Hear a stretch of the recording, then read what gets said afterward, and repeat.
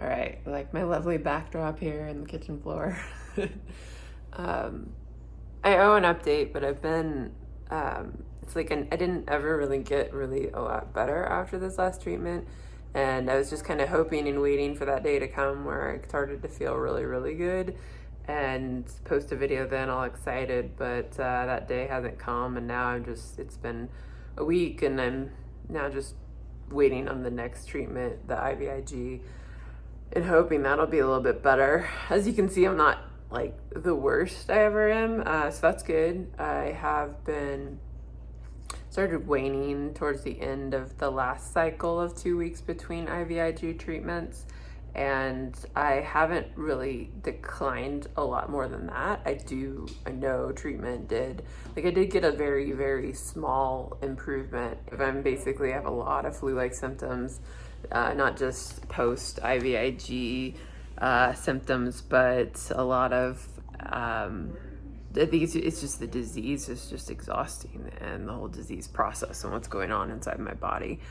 I've stuck to a really clean diet. That's something I've been doing the last month, and it's harder when I'm this tired to stick to that. I'm starting to get a better routine with juicing and having lots and lots of vegetables on hand, and when I can't eat solid foods, at least having the juicing, and having a little even better nutrient replacement shakes than I've had before.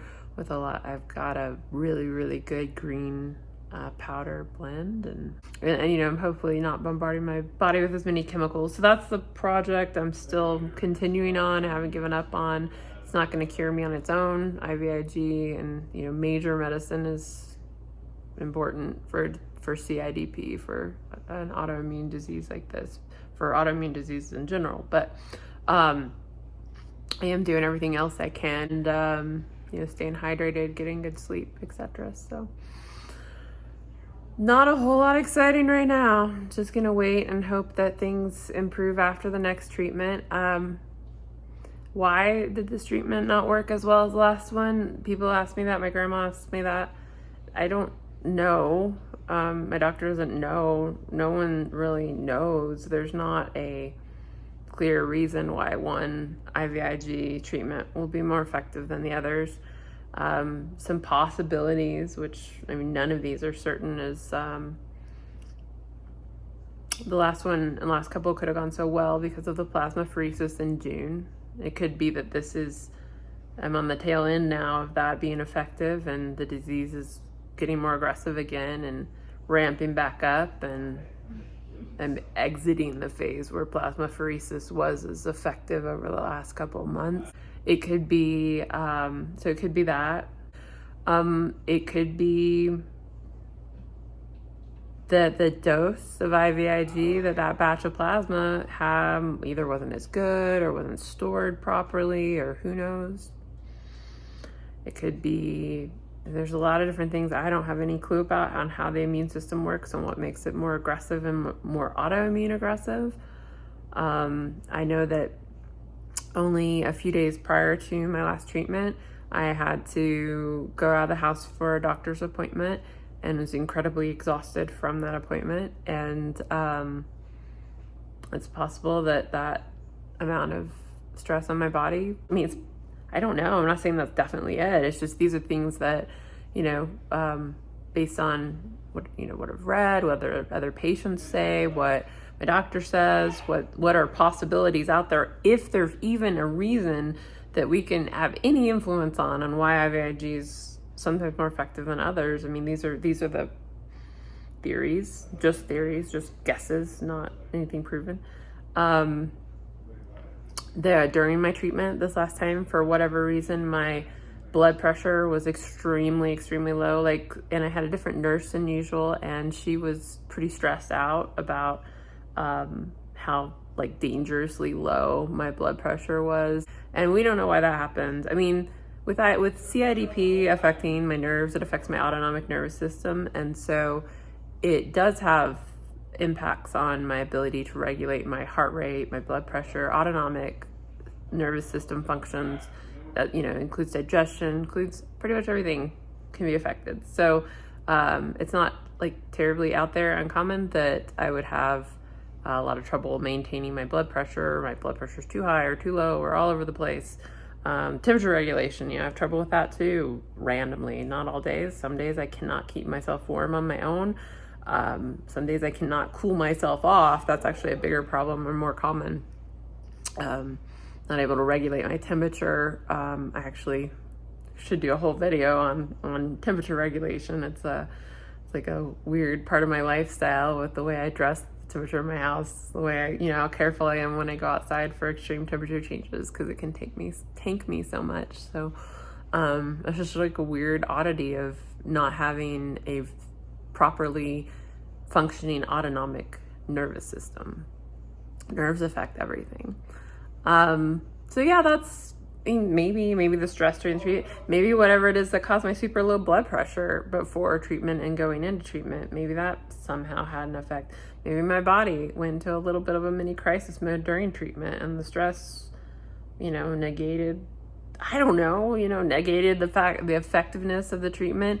I know that I'm told and advised, and I always try to stay extremely low stress during treatment and right after treatment. And it's actually, I'm not the only patient that notes that when you have a stressful time during treatment or after treatment, or if you try to do too much too quickly after treatment, that will tank the treatment. That's almost a certainty that it'll tank the treatment. So there must be some correlation between like not getting enough rest and being able to process that massive amount of immunoglobulin being pumped into my bloodstream. So yeah, those are theories, but I certainly haven't changed anything else. Haven't had any major, external stressors or anything change really. My diet hasn't changed. My routines haven't changed. So, just what it is what it is. We all, just like with cancer, you hope that cancer treatments work and chemo works, and sometimes it doesn't, sometimes it doesn't. And with autoimmune disease and CIDP, IVIG is just a much longer treatment plan, years and years of this. I'm lucky to get the IVIG to be able to have that chance. I still feel very encouraged that over time this may eventually kick the disease, and slowly I hope that it will get better and we'll have less of these downtimes, particularly this year with the intervention of plasmapheresis being added to my treatment regimen. So yeah, that's the story. That's where I'm at now. It is Labor Day weekend, and I am hopeful that in a week, and a week plus like 2 to 3 days after my next treatment, that I will be feeling like a rock star again and able to start doing stuff again and not be laying around and resting so much, and kind of catch up on things and feel good and have even more hope and great news to share with you guys. Because if I can keep having treatments like that back to back, I can start, I can build the strength, I can rebuild my nerves, I can rebuild the functions, and but most importantly of all is a regular, steady repetition of really good treatments. Statistically, and the research leads to a chance at remission, and the disease no longer needing the treatments, and the disease quieting down, and not just constantly being caught in this cycle where I'm dependent on the treatments and go up for a little bit, then go down again before treatment, etc., and just back and forth like that. And also getting to a point where I don't go down before the next treatment. That would be like the baby step on the way, and then we don't space the treatments apart, and then that's when I'm starting to get a much better quality of life. So, and that would be so nice. Anyway, I'm gonna keep trying, gonna keep working at it, keep doing everything I can, and I've been seeing really positive. I have a lot of hope that there's still a lot of chance out there for me with these treatments. I do think it just takes time, and it may still happen for me with time. All right. Thanks for watching. Hi, Sable. You wanted to add something?